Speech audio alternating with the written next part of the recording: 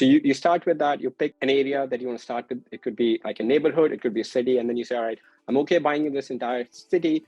I'm going to start with the north side or, whatever side you want to start with. And then just, pick these streets, just go down these streets and then just see, any house that looks good. So once you do that, you're going to plan your drive. So you want to make sure, if you're using an app, it's like a lot of this will be automated because you're doing all of this. You don't need a notepad, smartphone. But if you are not using any app, essentially what you're doing is you're starting driving around. You have a camera on your smartphone. You take a picture, write down the address. You're just basically building a list on your phone. Yeah, Don, and if you send an email to support at REsimpli, they'll get you access to that. So yeah, once you've decided, okay, and then another thing you want to make sure you're driving between when there's some daylight outside because you're looking for some signs of distress. So depending on 10 to 4 is usually the best time because a lot of people are going to be at the office, not home. So you can just, pull over in front of their house, take a picture. Otherwise, if you're doing it, when people are leaving or, coming to their house or, after evening hours, you don't want to get any attention where,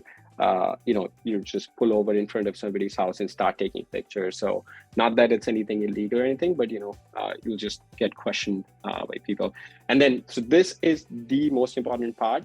You are looking for signs of distress or neglect. So you're basically looking for a house that looks like, it needs some attention to it. It needs some, it's been ignored and it needs some work done, based on kind of what you see outside. So these are some of the signs that you're looking that indicate that the house needs some work done. So of course, roofs with any holes or taps on them, broken or boarded up windows, busted shutters or torn blinds, signs of hoarding. So if it looks like somebody has, hoarding, like you see in the backyard, they have like full of stuff and you can just tell that, somebody's hoarding a lot of stuff.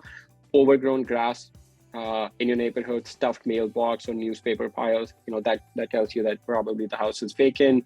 Notices on doors and windows, that's another good one. So if you're driving around, depending on the city that you live in, like in our neighborhood where we invest, our cities that we invest in a couple of cities, if the owner is not taking care of the property, usually the city would put like a bright green sticker on the door. So that's another sign that they've gotten some sort of violation. So you definitely want to add that. Peeling paint, fire damage, window units, depending on the city that you're in. If you notice all the houses, it's pretty standard for them to have central AC. And then you notice some houses have window units, that typically tells that, maybe somebody cannot afford to have central air in their house. So that's also a good indication for a house that, where the owner might be in some distress.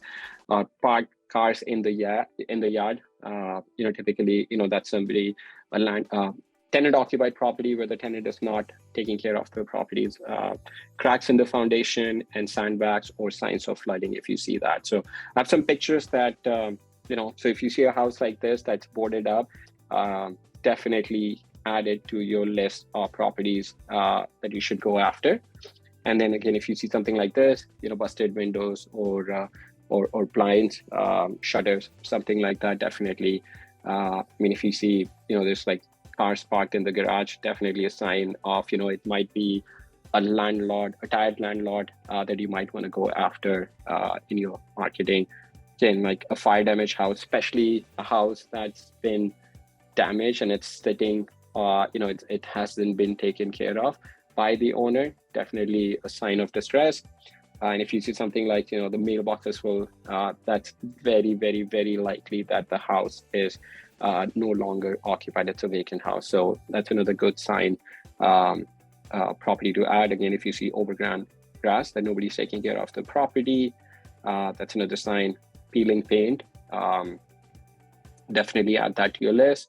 And then if you see, especially in the winter months, if you live in a state where you get a lot of snow, and then you notice that, okay, let's say today's Tuesday, and then, you guys had, let's say snow, in your area like 3-4 days ago, and nobody has still kind of cleaned the shovel the snow in the driveway. That's another sign that the house might be sitting vacant, or the person living in the house is not in a condition to take care of the snow. So those are the signs that you're looking for. Very, very important. Essentially, as you're driving around, you're basically looking for any signs that does the house need any work done.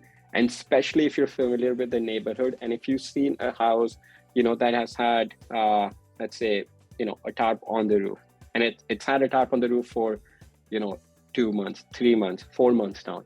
Definitely, it's somebody who, and especially if it's occupied, maybe it's a house that, there are people living in it, but they cannot afford to get the roof fixed, roof replaced, and they've just put a tarp.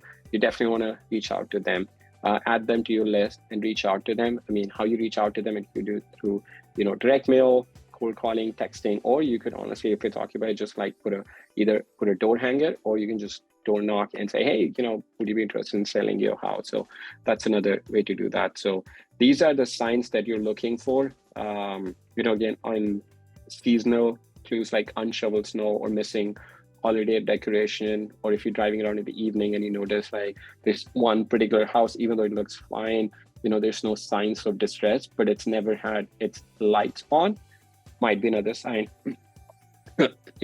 that the house might be occupied. So those are things that you're looking for.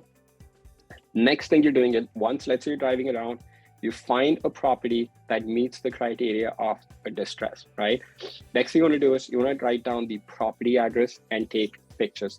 Very, very important. So the property that needed that attention. Again, if you are using an app, REsimpli or any other app, as you're driving around, it just, routes you, you just tap on the property, and then you can, if it's something that you want to add to your list, then you can just tap on the address and it automatically gets added to your list. So you don't have to literally write down the address and take pictures. So we'll do all of that for you.